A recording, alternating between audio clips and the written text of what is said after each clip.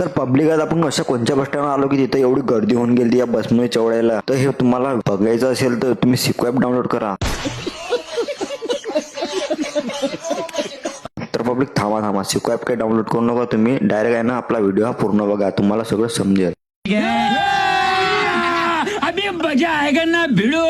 तर पब्लिक आता तुम्हाला तर माहितच असेल की आपले 10K फॉलोअर आहे ना लवकरात लवकर कंप्लीट होणार आहे. तर तुम्ही आहे ना आपल्या भावाला सपोर्ट करून आहे ना आपले फॉलोअर लवकरात लवकर 10K फॉलोअर कंप्लीट करून टाका. आणि आपल्या व्हिडिओला लाईक आणि तुम्ही जेवढ्या आवडीने आपला व्हिडिओ बघता तेवढ्याच आवडीने आपल्याला आहे ना सपोर्ट करा. आणि पब्लिक आहे ना आपल्या बहिणीच्या घरी आपल्याला आहे ना थोडं काम होते, त्यामुळे आपल्याला जायचे होते आपल्या बहिणीच्या घरी, म्हणजे आपल्याला जायची होती टुनकेला. मग आपण टुनकेला जाण्यासाठी आहे ना सर्वात आधी आपल्याला जायची होती शेगावला. मग शेगावला जाण्यासाठी आपण आलो होतो आपल्या गावातल्या रेल्वे स्टेशनवर, आणि रेल्वे होती आपल्याला दुपारून म्हणजे 3:30 वाजेला रेल्वे होती. आणि मग काय आपण तिकीट वगैरे घेतलं आणि इथे प्लॅटफॉर्मवर येऊन इथे आहे ना उभं राहिलो होतो. आणि आपलं गाव आहे ना छोटं आहे पण आपल्या गावात रेल्वे स्टेशन आहे भाऊ. आणि आता तुमच्या मनामध्ये असा विचार येत असेल की आपलं गाव कोणचं आहे, तर आपलं गाव आहे ना हे वडोदा पानेरा आहे. आणि आता तुम्ही बघू शकता आपल्या गावाची पाटी पण आहे तिथे लागलेली वडोदा नावाची. आणि आपली ट्रेन आहे ना त्या साईडने येणार आहे, त्या साईडने येऊन असल्यामुळे ना आपण इकडल्या साईडने सावलीत उभं होतो. आणि आपण ज्या साईडने उभं होतो ना त्या साईडने आली होती बघ ट्रेन. आणि हे इंजिन आहे ना भारतातलं सर्वात पॉवरफुल इंजिन आहे. या इंजिनचं नाव आहे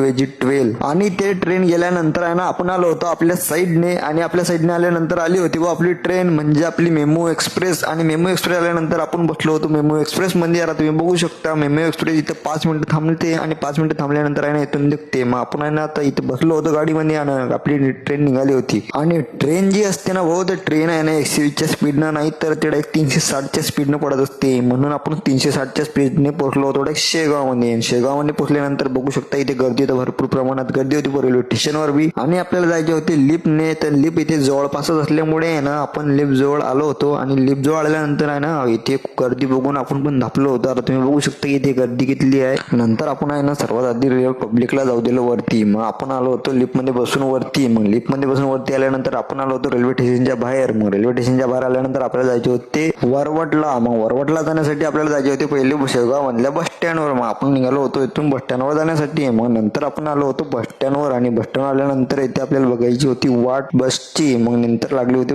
बस लागल्यानंतर तर इथे खूप गर्दी होती हो. आणि आजचा दिवस माहिती नाही आपल्याला कशाचा होता, कारण की आज आपण रेल्वेने पण आलो तर शेगावला गर्दीच होती आणि बस स्टँडवर पण आलो तर या बस स्टँडवर पण बसमध्ये एवढी गर्दी होती की गर्दी बघूनच आपली बस हुकून गेली हो. आपल्याला बसमध्ये जागाच नाही भेटली. मग नंतर लागली होती हो आपली बस रात्री आणि आपल्याला उशीर झाला होता. मागून बसलो होतो बसमध्ये आणि निघालो होतो वरवटला जाण्यासाठी. आणि वरवटमध्ये आल्यावर तर आपण आपल्या पाहुणाला फोन लावलेला होता आणि आपले पाहुणा येलच होते बस स्टँडवर. मग आपण बसलो होतो पाहुणाच्या गाडीवर आणि निघालो होतो अजून 120च्या स्पीडनं. मग आता आपण जातो टुनकी. आता व्हिडिओला करतो टाटा.